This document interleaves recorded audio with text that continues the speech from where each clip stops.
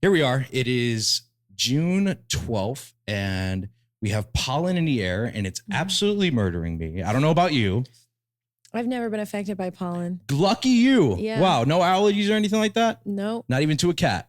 No. I love the cats, No but allergies. I'm allergic to them, man. You know, I'm allergic. actually, it's a good thing you rescheduled this because I did get laryngitis last time we were supposed to be Wow. on our original date, and I couldn't speak at all. So I still have it a little bit. Well, your voice sounds fine. I should have gave you a cup of tea before the show. No, I've been just like taking honey, just like you were saying. So. Smart, very smart. Yeah.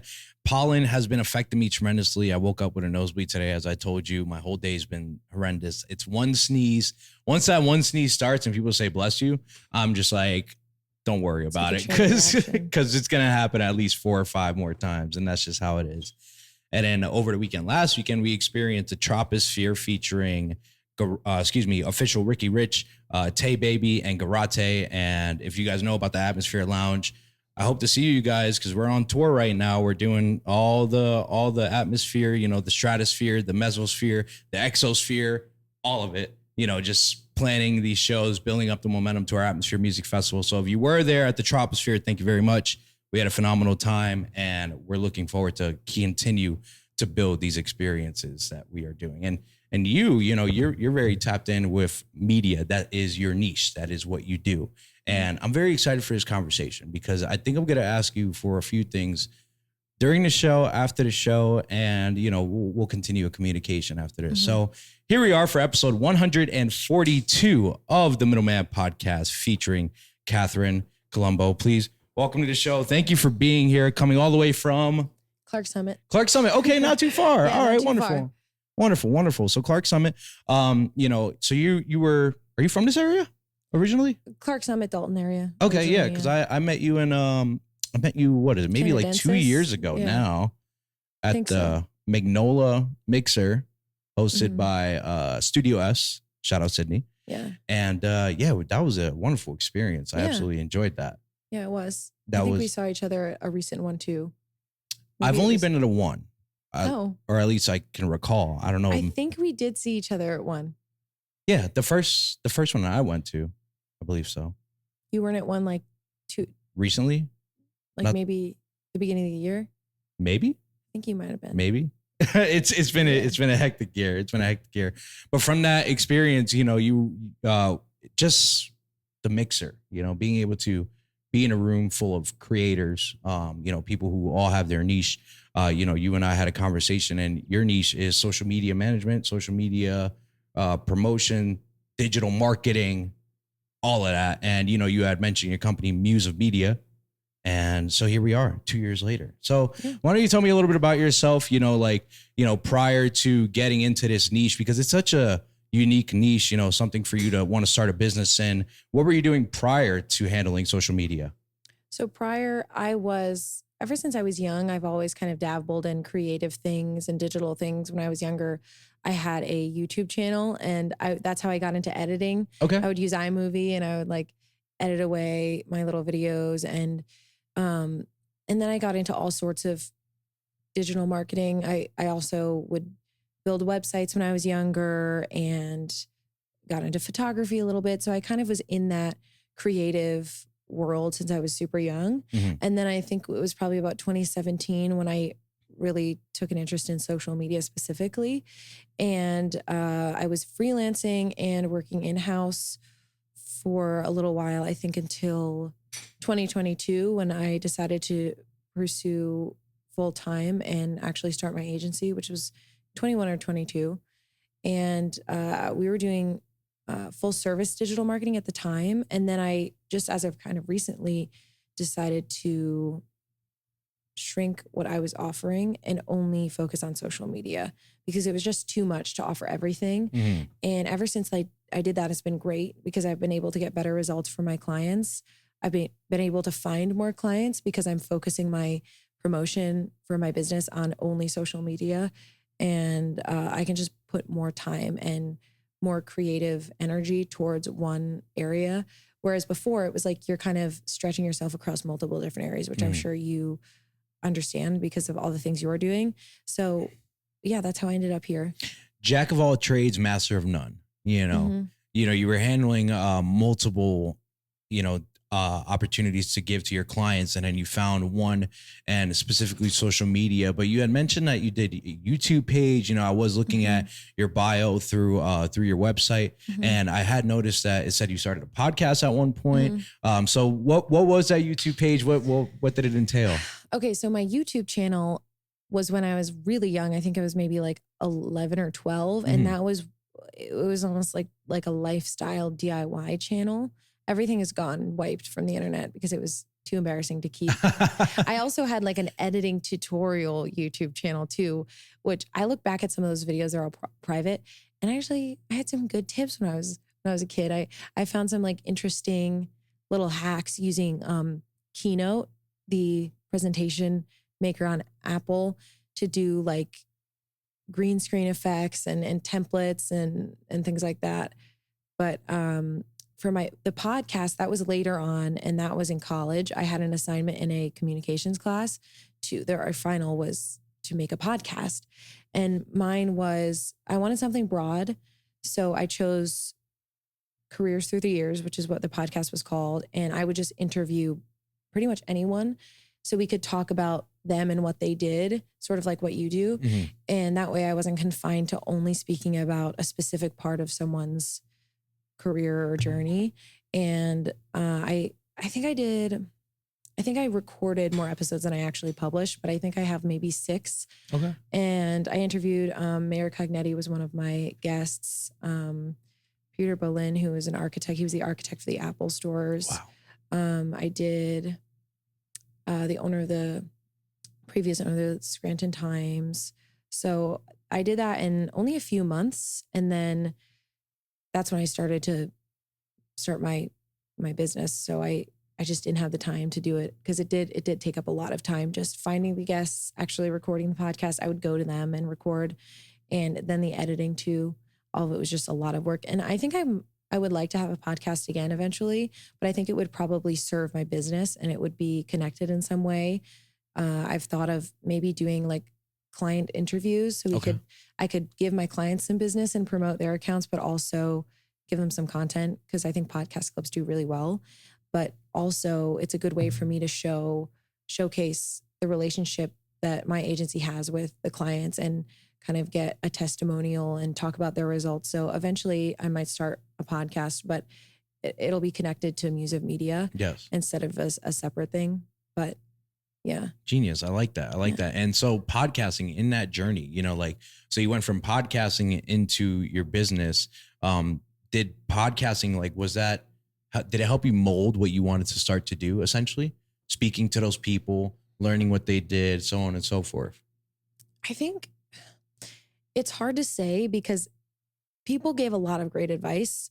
And that was the point of it, was for young people to take their advice, because they all had been in whatever particular career they had for many years. And so they had a lot of advice to share. And the biggest takeaway from all of the interviews was choose something that you like to do. And I thought, I actually was on a podcast a couple of years ago called Career Therapy. And he asked me about my podcast guests saying that. And he was like, do you think that's like toxic positivity? Because you're telling people, I think most that's people, new. Toxic positivity. Yeah, it was coined by a therapist. I forget what her name is. I actually read her book after he told me about that, because I was kind of curious, because I had never heard that either. And anyway, he asked me that. And I think what he was trying to say is they're almost promoting something that's not possible. And then it maybe makes people feel sort of like it's obtainable. Like discouraged, but also maybe it's not attainable for them. Like they see these people that say, oh, I was made for this, or I love my career. And they maybe don't have an idea of what that could be for them. And they might just think, well, that's just not attainable for me. So I can see how it would come across as like a toxic positivity. But that was the number one piece of advice when I would say at the end of the episodes, what is one piece of advice you have to share for the younger generation? It was always choose something that you like to do. I think as far as how that shaped my journey going into my business, I think it was actually what I took away from that was what I was just telling you, is that I felt like it was unattainable and I didn't have that. I couldn't think of something that I would love to do. I just thought Really? being an Okay. entrepreneur was the closest thing to that.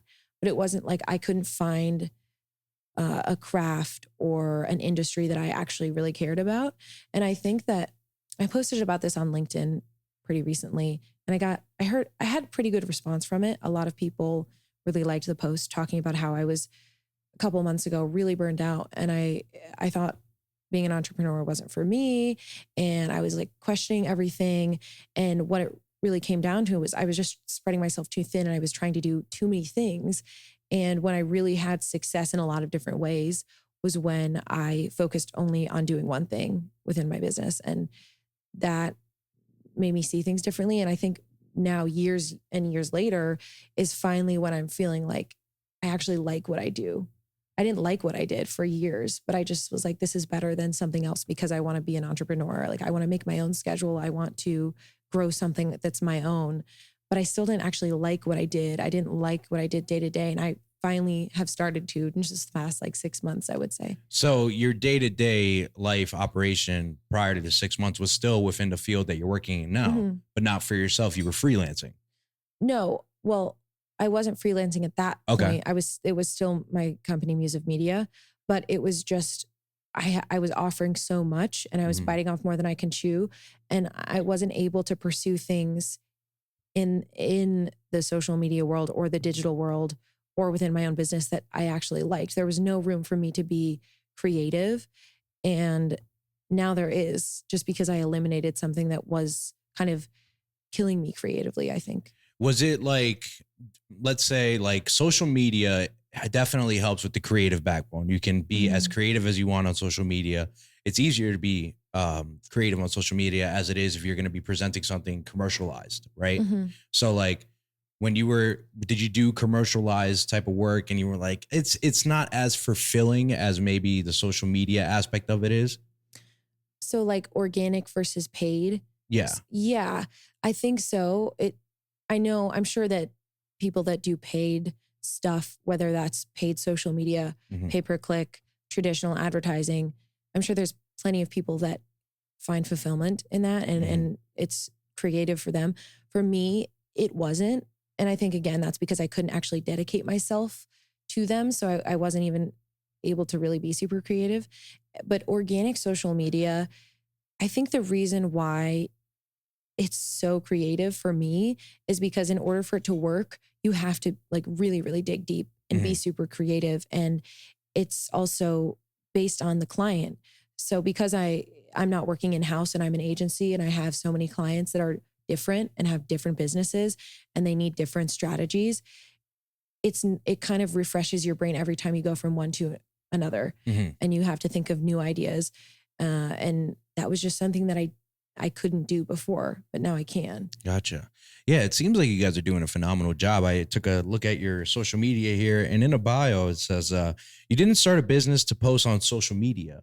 We did. Mhm. Okay. And that is your mantra, basically business motto. And I mean, I can attest to the entrepreneurship life is like, we go into this and we were talking with the GJQ and like the entrepreneurship life is like, it's so falsely presented. You think you're going to start a business and you're going to, take off and you're going to have some time for yourself because now you're your own boss and, Mhm. no one's going to call on you to go to work. You can go to work when you want to go to work. But I think what everyone realizes in their entrepreneurship is that you actually take on more work by starting something Mhm. new and you can get burnt out and exhausted, trying to maintain a double life, if you would. You got your 9 to 5 and then you have your after hours that you have to obtain and uphold. Mhm. So just like the social media aspect of it, like I can attest to saying that I do feel burnt out at times. And yes, I know social media is essential and it is part of my gig. So I have to post every single day. And yes, it is Mhm. tiresome. It is exhausting as I'm sitting there hour after hour on my couch on a Monday making reels, listening to my content from before, Mhm. watching this, watching that, trying to find new ways to just get creative and finding new what is it, new, like just what social media wants to see. You know, we often talk about, we battle the algorithm all the time, right? You study the algorithm essentially. You know, you're trying to find a new trends, a new what's popular online, and that is amazing to think that there is someone who does that, because you know I never even thought of that being a job, so to speak. But you sit there probably after hour to just study and see what's working in different brands. You know, like let's just take a company that you've worked with, such as like a realtor. You worked at a realtor, Noah, correct? Yes. Noah. And, you know, just being able to, cause do you have a background in realtors or anything like that? No. So you had to go out there and you had to find out what works for other companies and try to use that for your client. Is that how that works? I think it starts off first with what do people like in this niche, by researching that algorithm. So we log into the client's account because their algorithm is kind of turned on to that industry. Okay. And then we see like what's popular among these people, among people that are looking for homes or looking to sell, or people that are interested in real estate or realtors. And then we kind of go off of the trends, but then customize them for the client. Because right now, every social media platform is so oversaturated.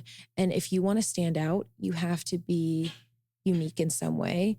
And there's all sorts of ways to do that. It could be your personality. It could be your content. It could be that you kind of start your own trend, or you start a signature series, or you have really stellar storytelling. So there's lots of different ways to stand out.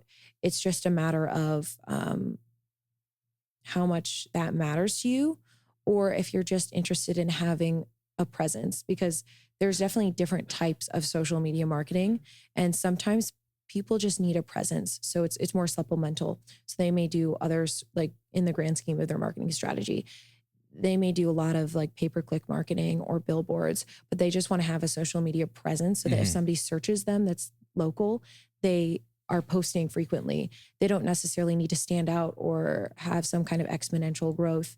And it just depends on the account. And there's definitely a lot of learning involved with every single client that we have, because we sort of have to understand their industry, and we have to understand, in order to create their content, we have to learn. Like I'm working with an insurance agent right now, and it's early on. So we have phone calls and I'm kind of telling him like, I don't know anything about insurance. So you have to give me a little information so that I can learn and educate, and the team can educate themselves, so we can actually make your content properly. And I think that's kind of cool, because it gives me knowledge on so many different areas. Like I know more about real estate than I did before I started working with a realtor.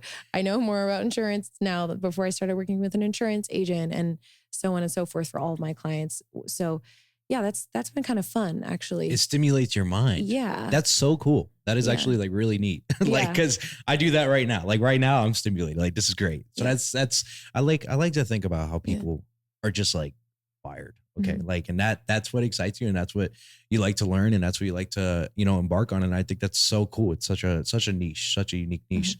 So, working with all of these, you had mentioned that you have a team. Who's a part of your team? So we have right now 2 interns and then 2 part-time freelancers that are on our team. Mia and Allison are freelancers, and then the 2 interns, they're in college and high school. And it's been kind of in the last few months, growth has been really like rapidly accelerating. So I had to bring people on my team as soon as possible. So we've been just in the process of training and onboarding.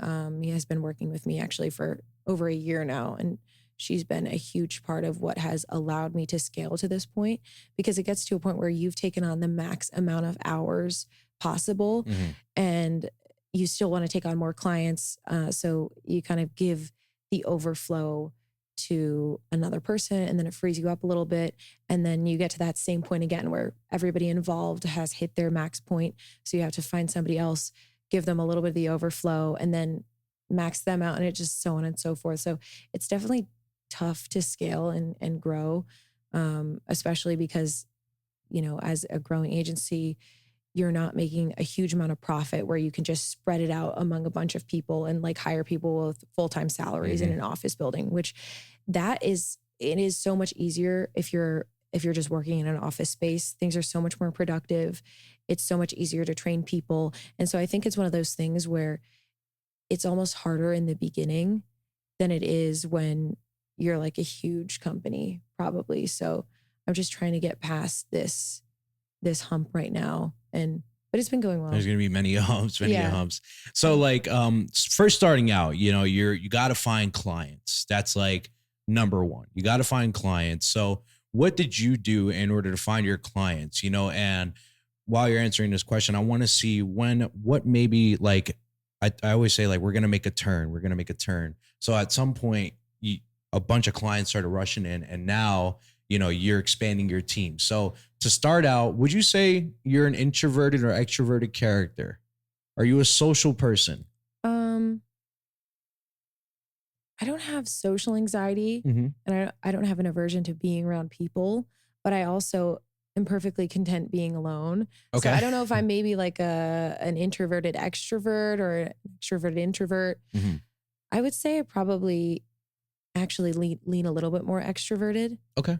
But so when you were going into these spaces, to network and meet new people, what was your mindset going into these meetings or mixers or social gatherings, stuff like that, to promote yourself and to sell yourself essentially to a potential client in the beginning?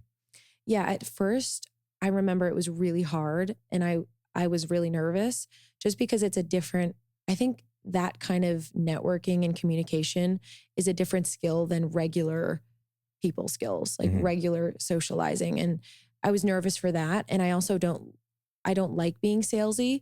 It's gotten a lot easier at this point. I really don't mind now.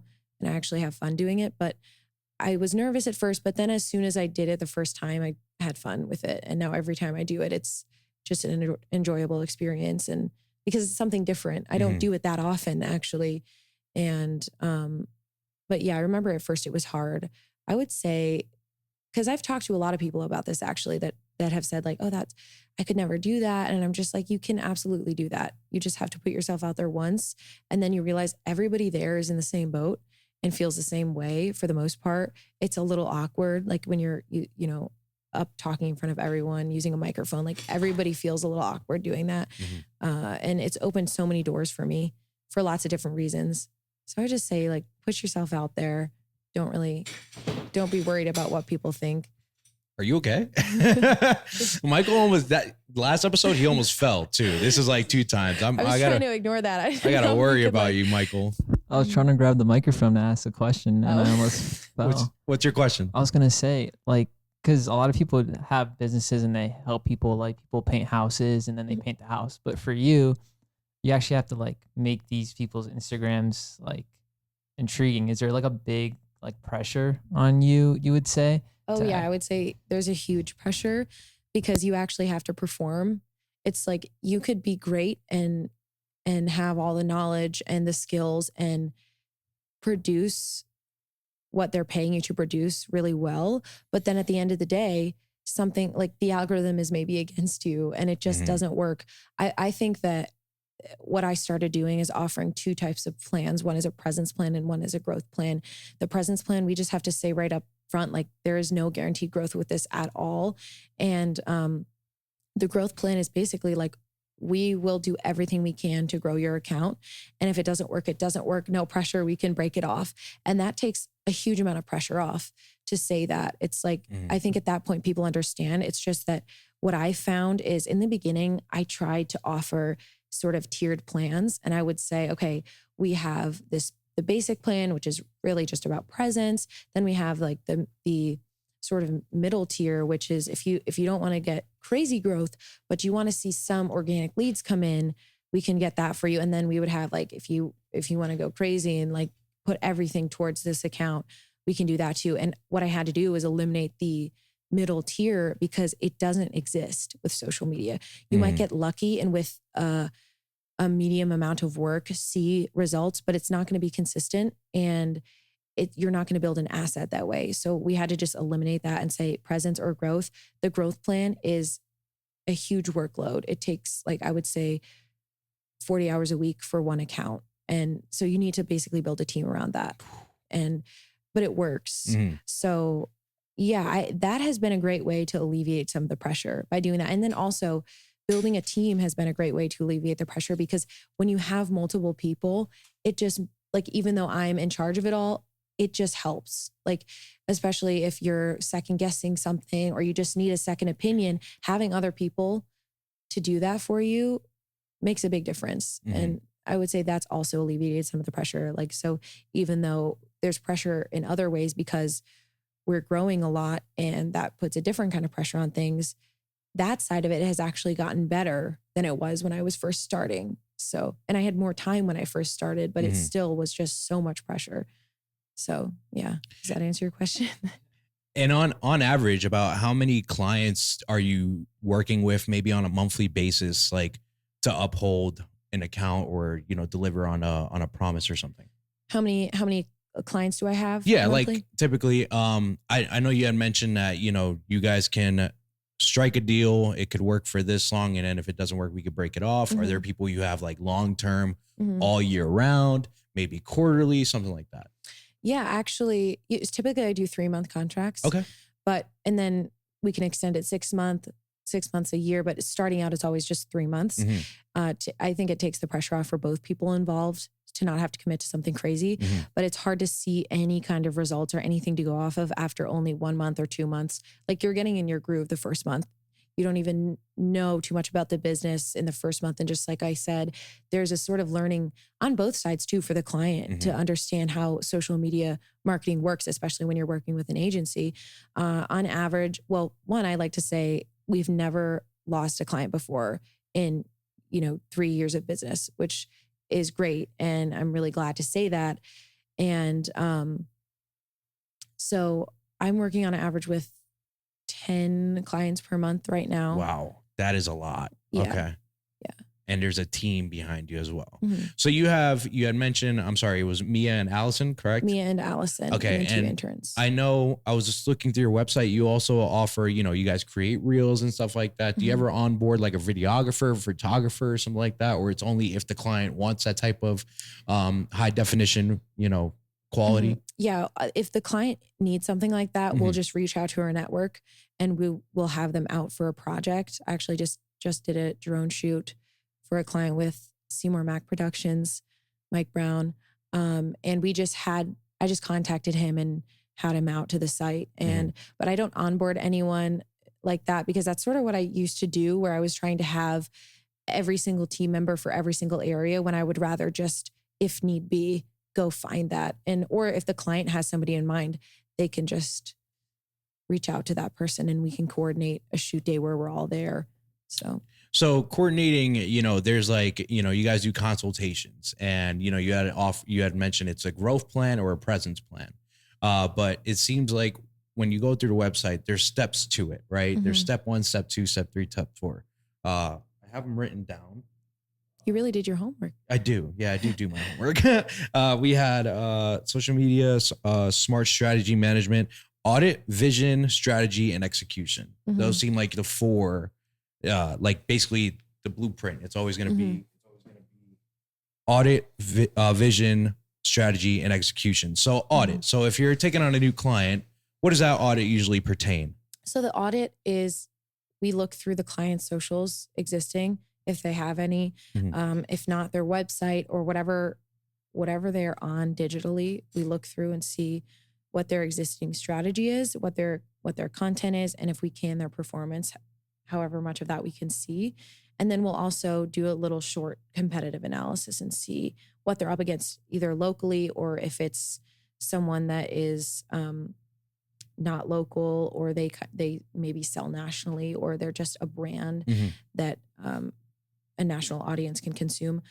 We'll do a competitive audit on that. And then once we do that, usually that's before we actually sign on with the client. So we can create a proposal that's custom to the client. Mhm. And then the vision is where we really discuss, where do you want to go with this? Like, what are your goals for social media? And it's not, I don't want to just say to a client, here's what we do. And this is normally how we create content. And this is our plan for you.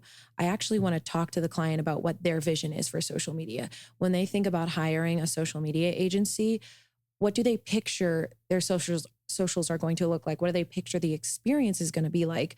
What do they picture the results are going to look like? So I think it's a collaborative thing. Mhm. And that's something that I have a lot of great feedback about. People love that. And I hear a lot of like, every time I've worked with another agency, it doesn't feel like that. It's like, there's not a collaboration. It's just like, I have to take what they give me, which is fair because sometimes that has to happen, but I just try to be as collaborative as possible because I know a lot of people, especially with social media, because it's accessible and you can do it yourself. So a lot of people don't want it to get like fully ripped away. They still want to be involved in the process. So it's like, how can you hand off your social media while still being involved?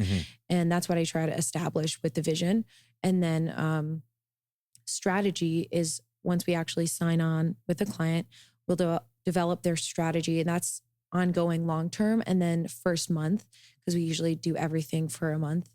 And once we create the strategy, that's when we'll create the content and start writing the copy for the posts. And whether it's reels or TikToks or images, we'll have a shoot day, and then we'll wrap everything up, get approval. And then execution is when we actually launch the content. And then after that, it's just ongoing monitoring of the socials and the analytics, and how can we continually keep giving you the same results or better and keep up engagement and things like that. So Wow. it's actually pretty simple for the client. I try to keep it as clear as possible. So that's why I have that on my website.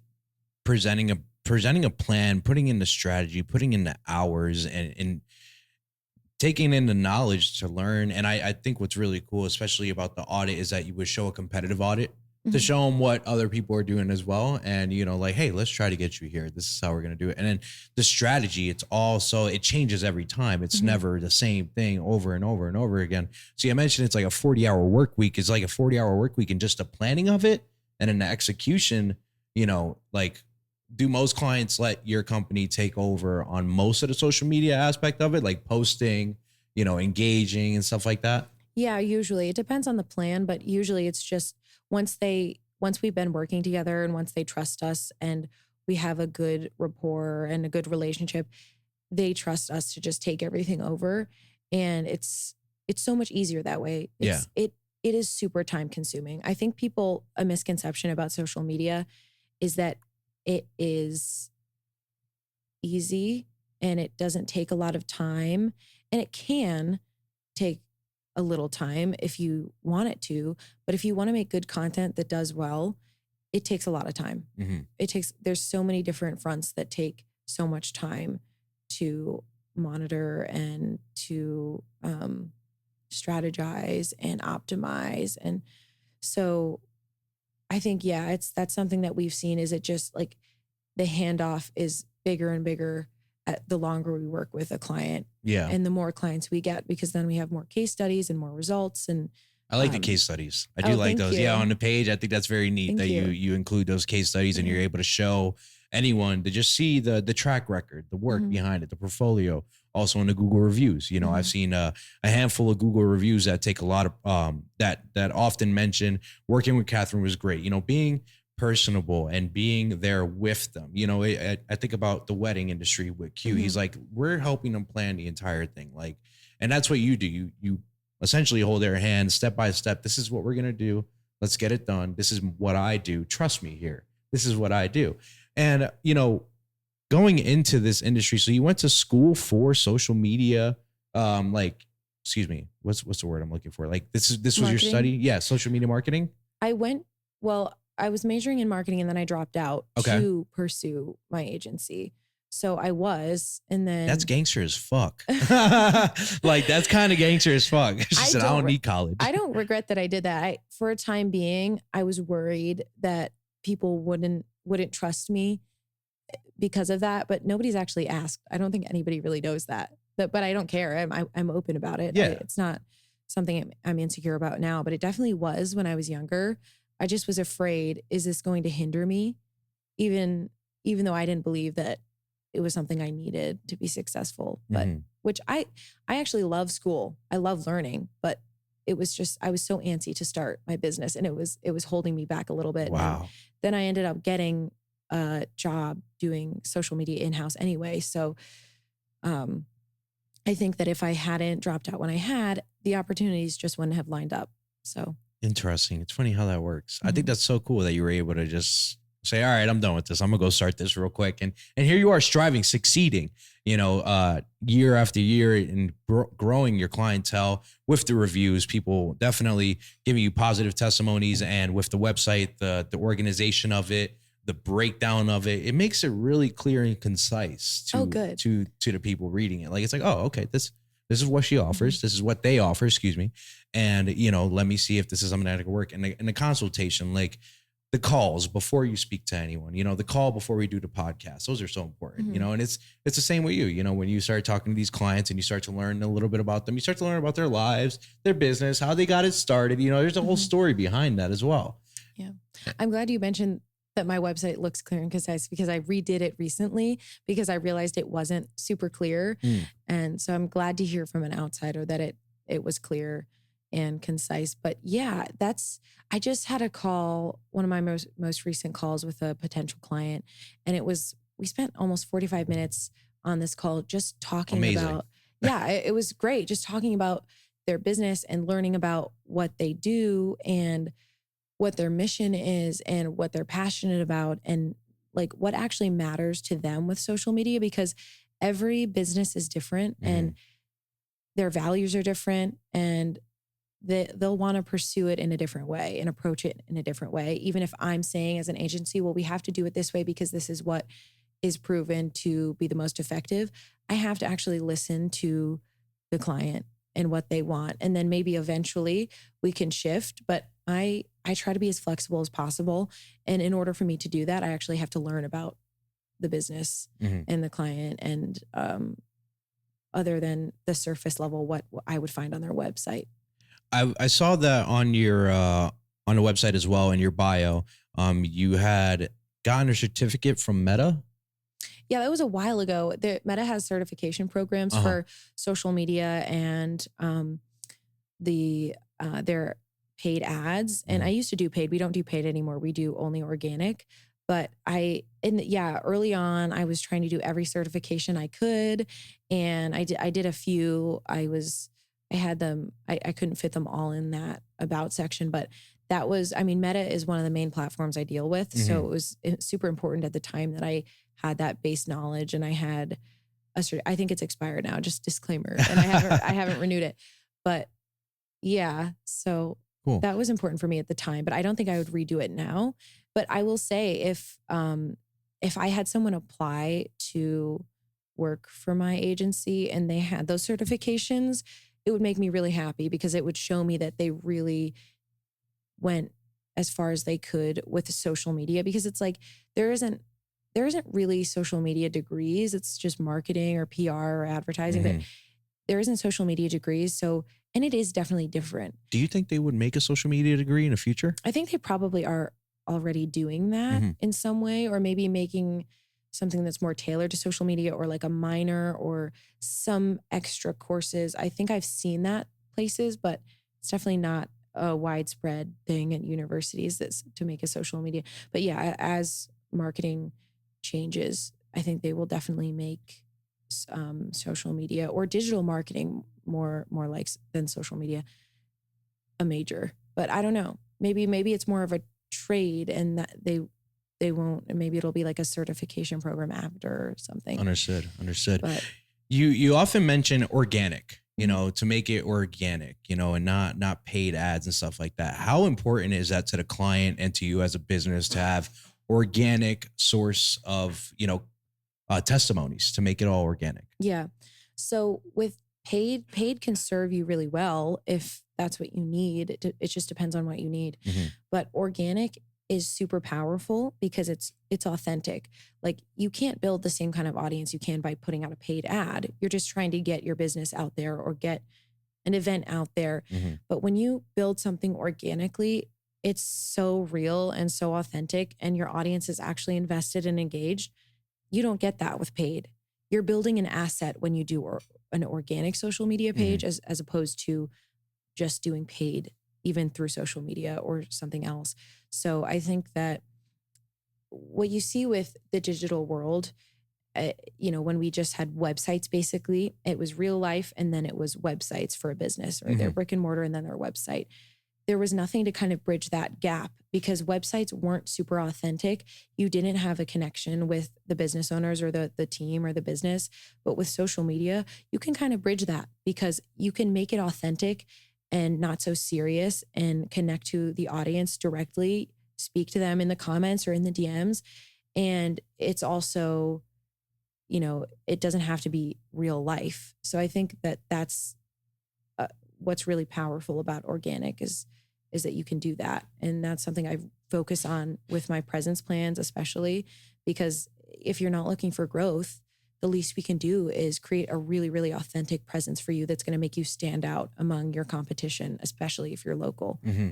Authenticity is the way to go, way to be organic. And that's why, with the podcast, like it's all organic. It's all organic. And I like to keep it organic because it's real, it's real. And that's just who we are, being there in the moment, actually speaking on a subject and just being organic all the way through and through. Like nothing ever gets cut out. I tell people that all the time. Like, no, what happens here is what happens on this show. Yeah. Like it's all organic. That's how we do it.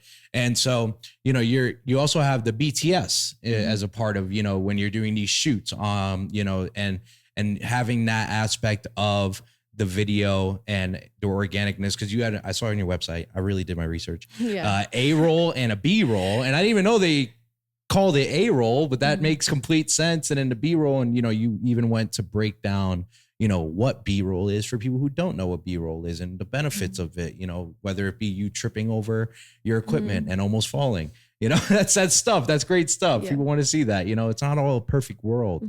Although social media, sometimes people want to portray that it's a perfect world. Right. Yeah. I like having that behind the scenes on there. And in my onboarding documents, I have a link to that blog post because I try to be understanding. It can be nerve-wracking to have somebody come in with a phone camera and bright lights, set it up in your face and then make you talk. It can be really nerve-wracking. Yeah. And especially if it's going on social media, it feels like a very live audience as opposed to just putting it on your website. Somebody's going to find it later.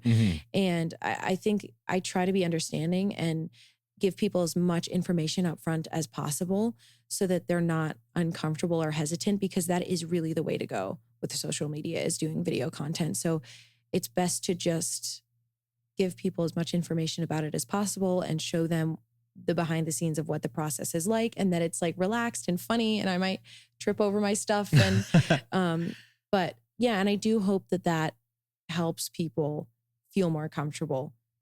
I'm not on that side of it, so I don't know, but I'm sure it probably gives them a little insight into what the process is like, because a lot of the feedback I've received is before a content shoot, like, what is this even? What is the process? We have no idea what to expect because we've never done this before. Yeah. So I can just forward them that link and be like, well, here you go. I have it documented here. This is what we do. This is how we capture it. And then you go ahead and you edit that yourself. Yeah, the team either edits it. I do a lot of editing, or I will send it off to an editor depending on what the content is. If it's something like I would probably, for a podcast, for making podcast clips, if we're trying to pump out a lot of different clips, I would probably send that off to an editor. If we're doing something that is more, you really need to be super, super deep in the project and know all the details and have been at the content shoot to know what order we're doing. It's easier to just have me or a team member edit it. So it just depends on what kind of content it is. So, but we do most of the editing, yeah. So speaking about like reels, I just had someone come in my DMs the other day and recommend me using Opus. Have you heard of Opus?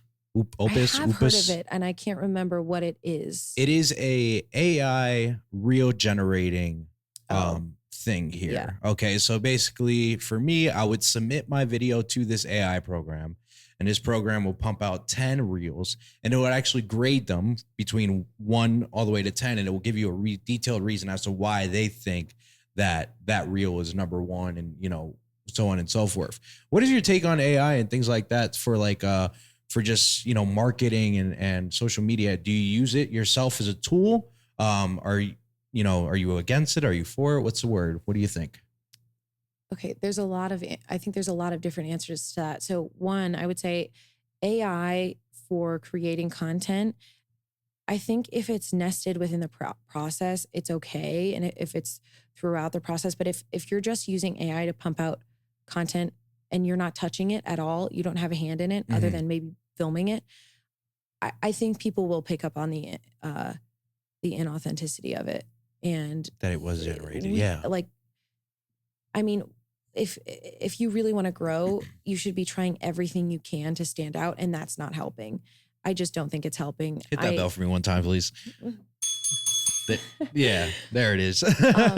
I know that there are AI editors for if you have something where you need to cut out all the filler words, or like when somebody says or pauses, if you need to get the clips just like short and tight, that's fine.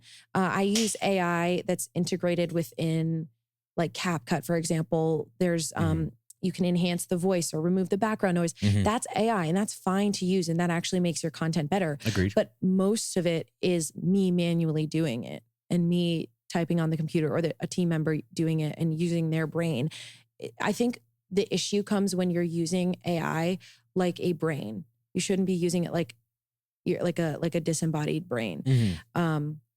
As for using AI as a tool, and if I'm against it, I think I'm increasingly becoming more and more against it. And the reason why is because one, it's becoming a lot more noticeable.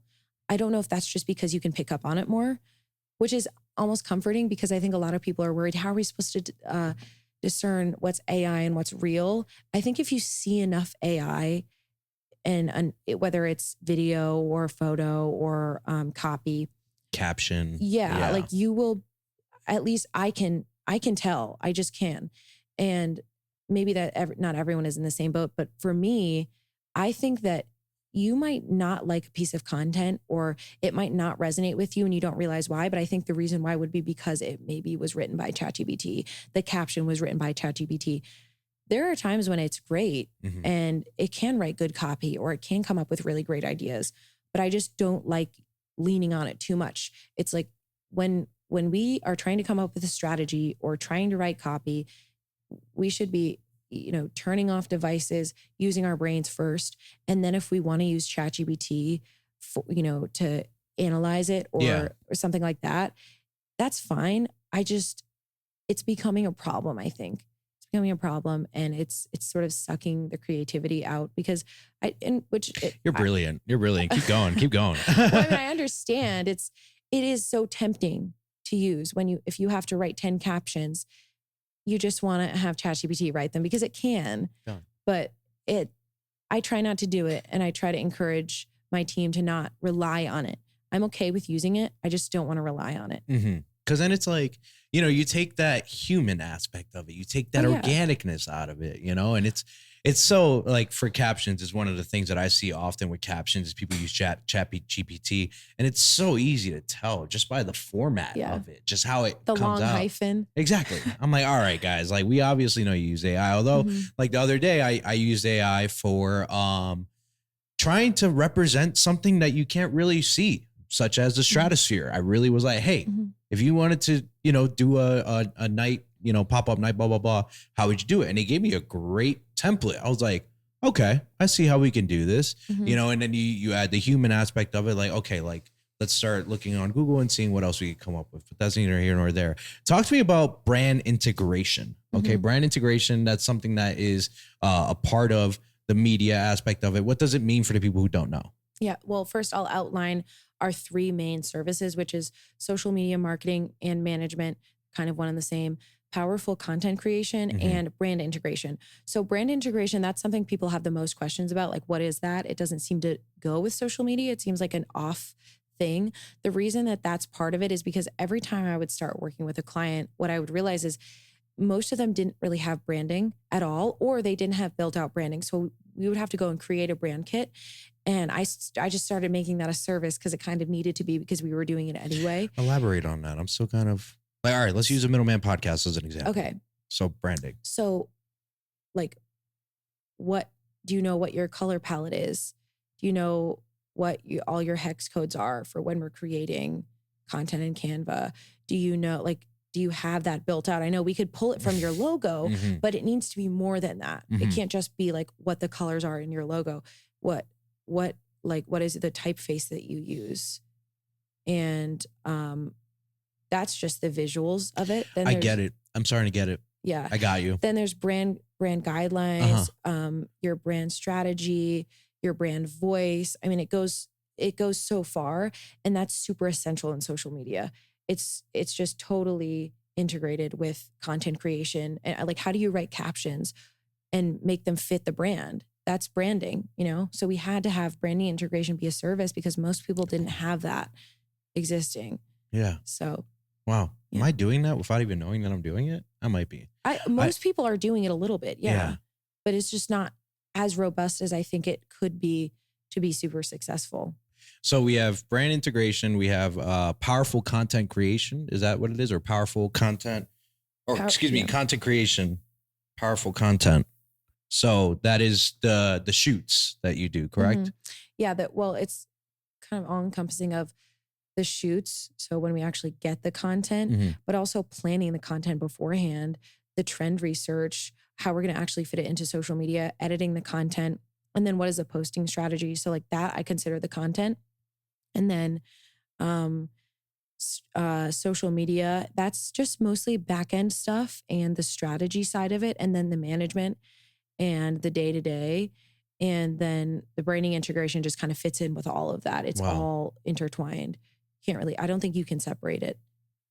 So when you're like presenting a contract or presenting it to a client, are all three of those intertwined together? Or is it you can choose option A and C, option A and B, all three? How's that work out? For recently, it has been, you can choose A, B, C. I'm starting to move towards everything is just offered together. As a whole. Yeah. And I have at this point, and this makes me so happy, but at this point, I've built up this network of freelance social media marketers or my interns or anyone that's interested. If there's a client that wants to work with us, but I don't think they're a good fit because I really do want to move towards like that all-encompassing plan and larger plans, larger accounts. If I don't think it's a good fit, I can just say, hey, I know this great freelancer or this person who really wants to get into social media. I think you'd be a great fit. And instead of just saying like, we can't work with you, I can refer them to somebody local that I know, that I trust. And that's been just kind of recent as I've networked with more people. And especially as I've interviewed so many people looking for someone to hire, I think I probably interviewed over the past couple of years, over a dozen people. And so a lot of my network of people I can share with clients that might not work out, potential clients that might not work out, are people that I've actually interviewed, which is really nice. And I don't think I would have those specific connections because I don't meet those kinds of people at networking events. I've only really met them by interviewing. So that's been a side bonus.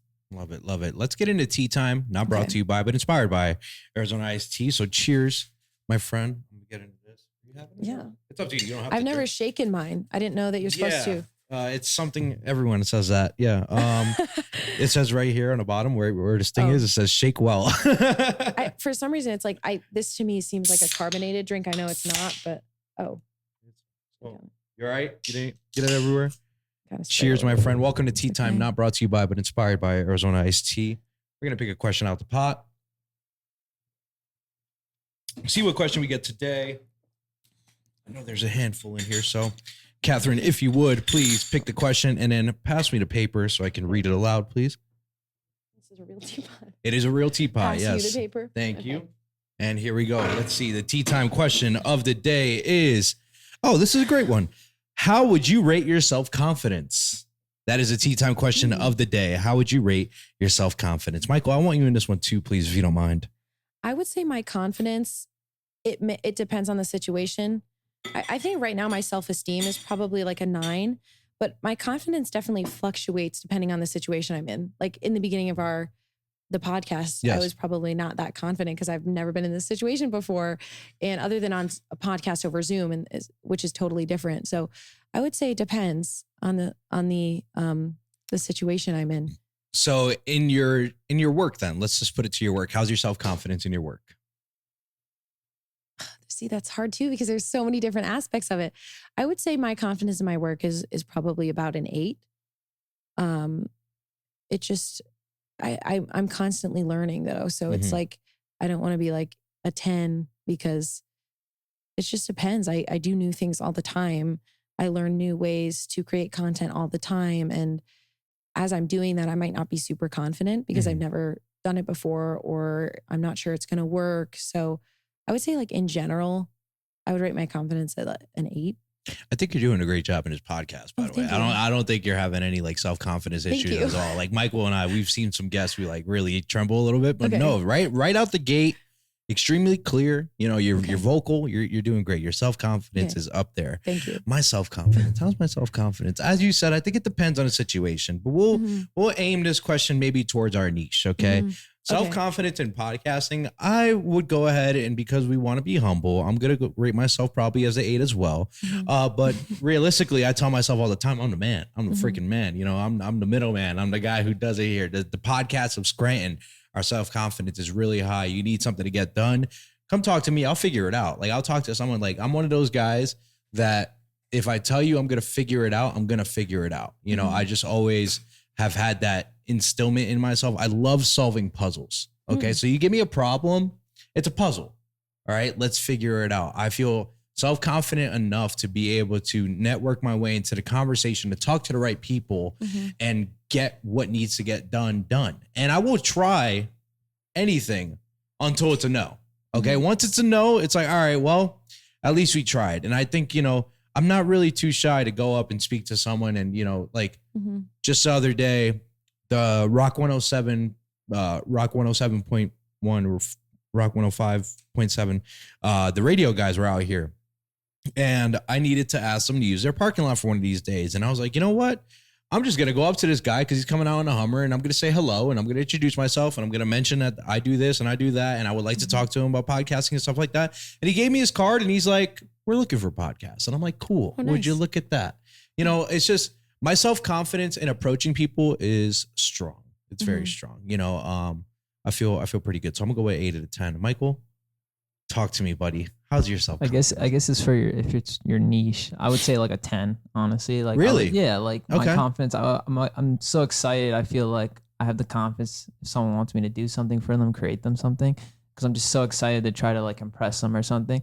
But if it's like anything else, like you said, like a situation you don't know, like it has to be like a 1, because I know I'm gonna mess up somehow, but not mess up like 3 times as worse. And I'm like, I need something, you know what I mean? Yeah. Like it's just that. But for niche, my confidence is high. I would just say like, just express myself. You know, it's something you love to do. You know. Shout out Mike, man. One of the best guys here.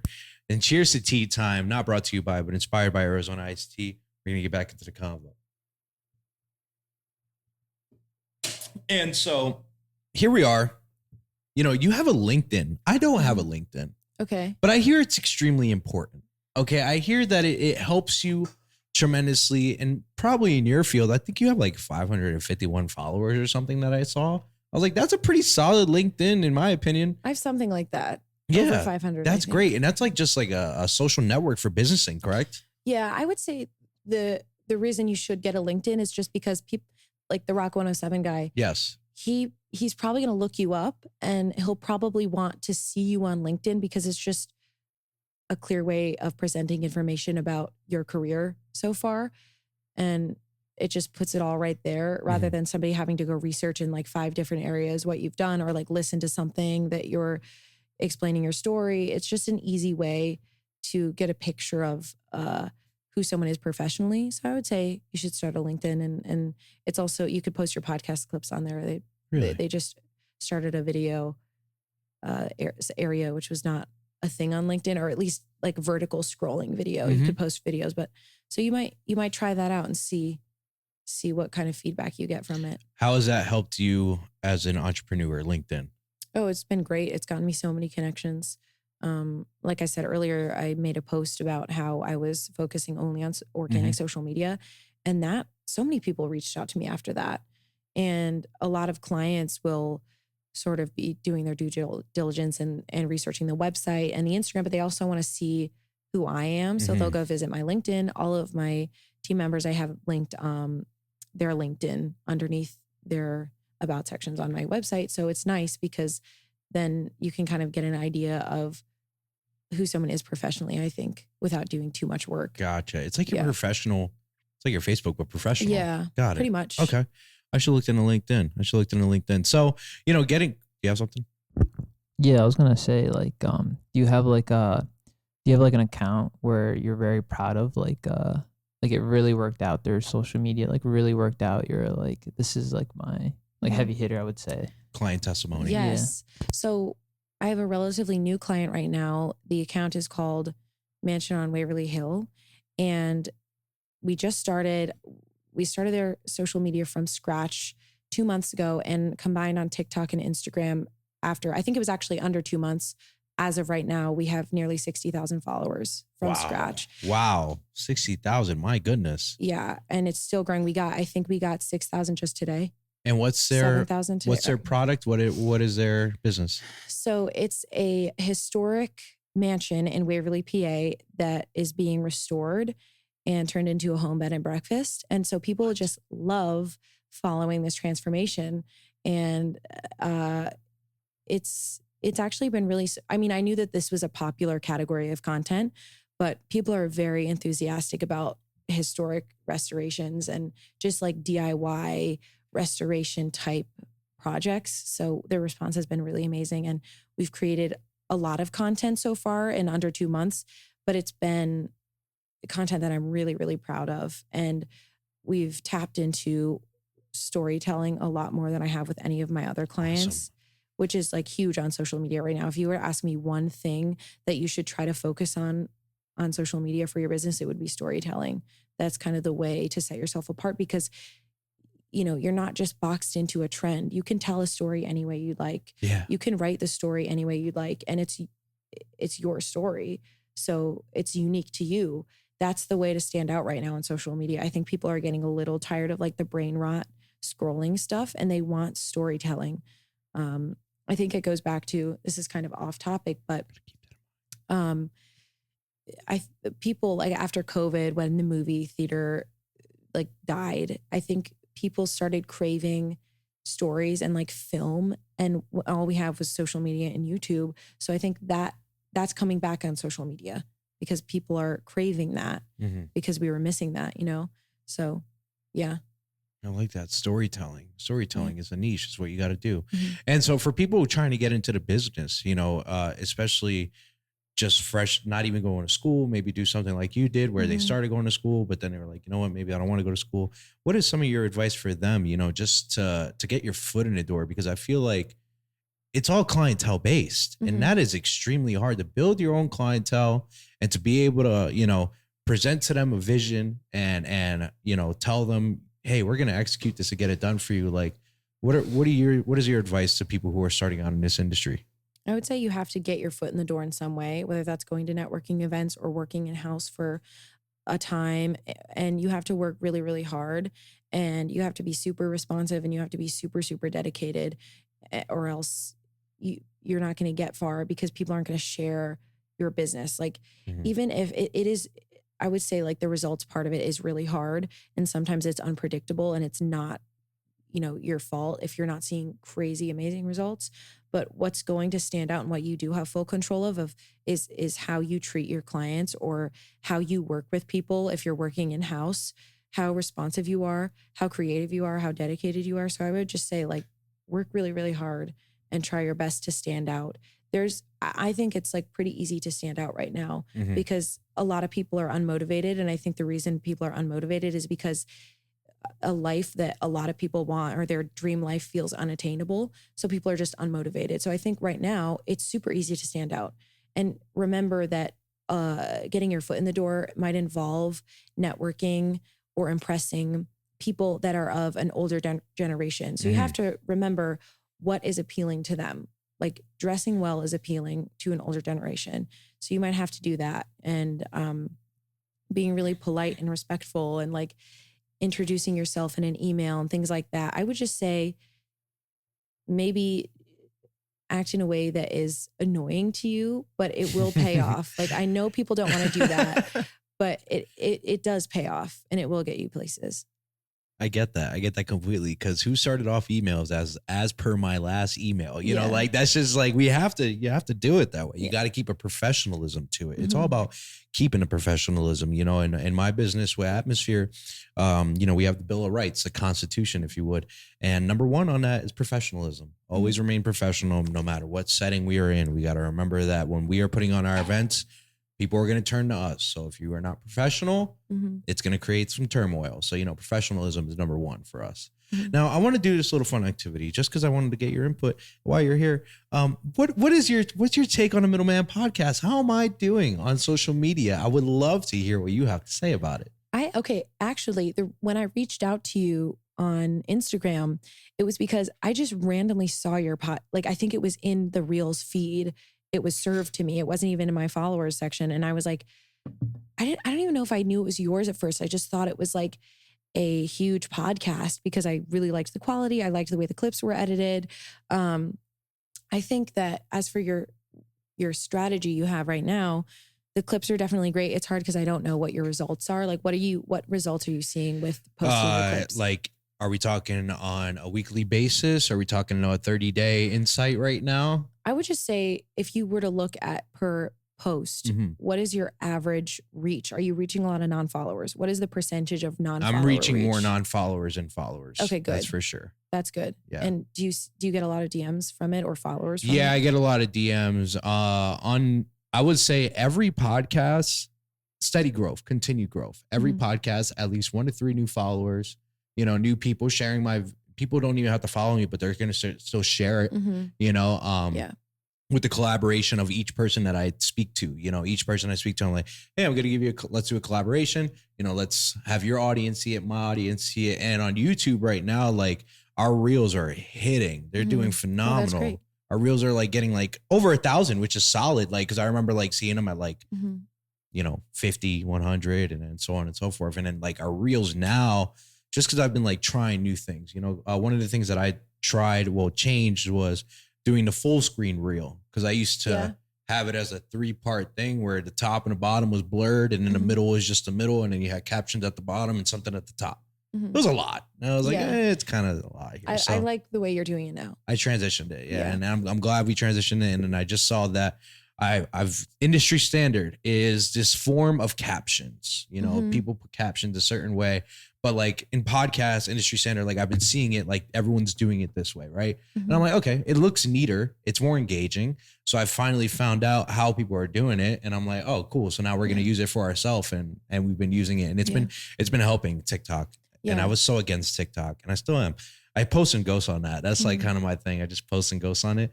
But you know, putting everything on the same, like if it gets on Instagram, it's on YouTube, it's on TikTok, it's everywhere. It's the same thing, same caption, same song, same everything, you know? Thank you.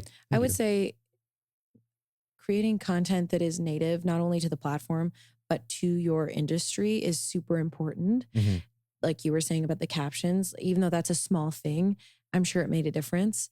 And while being native is important and you're kind of almost blending in, I would say ask yourself maybe what could you be doing as a podcast that is different than what every other podcast is doing? Like, is there some kind of signature series or piece of content that you can create that is different than, and that's very shareable? Like maybe you can create some kind of like meme series that goes along with your content or something that sets you apart and reaches a new audience and get like, what could be your kind of engagement booster, right? Because I think you might need something supplemental there to boost your engagement, to reach a lot of people, because it will boost the health of your account. I would say like go live weekly. Go live, yeah. Yeah, I mean, you know what I wanted to implement, but I never got around to it was like, let's say, so we release podcasts on Mondays, but we used to release them on Fridays. Mm-hmm. So I was going to like try to go live with the featured guests of that week every Friday Mm-hmm. after they have seen the episode. And we would just sit there and chat about it. You know, hey, what do you think? What's going on? You know, because we record it. It's a few weeks later. You know, some people I mentioned, oh, I got this going on next week. You know, oh, how'd that go? You know, let's have the follow-up conversation like that. That's a good point. It'd be nice to implement. I can do it. It's just a matter of time. Always is a matter of time. It's not even about the content of the live so much. I mean, it should be valuable and interesting, but going live boosts your account because all of the platforms want people on there as much as possible. They want you to be utilizing all of their features. So use all the story stickers, use the poll and the prompt feature when you're writing captions. Every feature you can exhaust and use, you should. And that's going to help your account. Maybe not a huge amount, but it's going to help the health of your account. I'm excited for you to see when we drop the episode and, you know, those stickers, everything like that. I use them to the T. Every single reel that I post on my story, you know, I will tag that episode. I put the link in there. And then every now and then, like I won't put something on my feed because it just, I don't think it's necessary on my feed. So I'll throw it on my story and I'll put like, find your platform and I'll put my link tree in there. And it's like, it's constant. I think I'm doing okay. I think I'm doing pretty all right. I'll show you the numbers when we're done here. But actually, as a matter of fact, we are pretty much done here. So I love the conversation. You are a phenomenal speaker and you're extremely well knowledge in the media aspect of it. You know, you just went from point to point to point, just fluent throughout the entire thing. I loved it. I did talk a little more than I expected, but it's great. It's great. A good podcast for me is when I shut up. Okay. So don't worry, you did phenomenal. So before we get off the air here, though, we love to give the floor to our guests. So if there's anything that you want to say to people watching at home, the time is now. The floor is yours. Okay. I would say we are looking for clients right now that are really looking to build an organic asset and want to see a lot of growth with their account. So if you have some kind of unique product or unique brand and you want to grow your account, whether it's you don't have accounts yet or you already have something existing, please reach out to us. Our website is museofmedia.com and you can fill out the form and it takes you directly to a meeting scheduler, or our phone number is 570-815-2381. Email is connect@museofmedia. And with that being said, everyone, Catherine, it was an absolute pleasure to have you here for episode 142 of the Middleman Podcast. We are on the road to episode 150. I am the man in the middle, Kevin Martinez, signing out. Peace.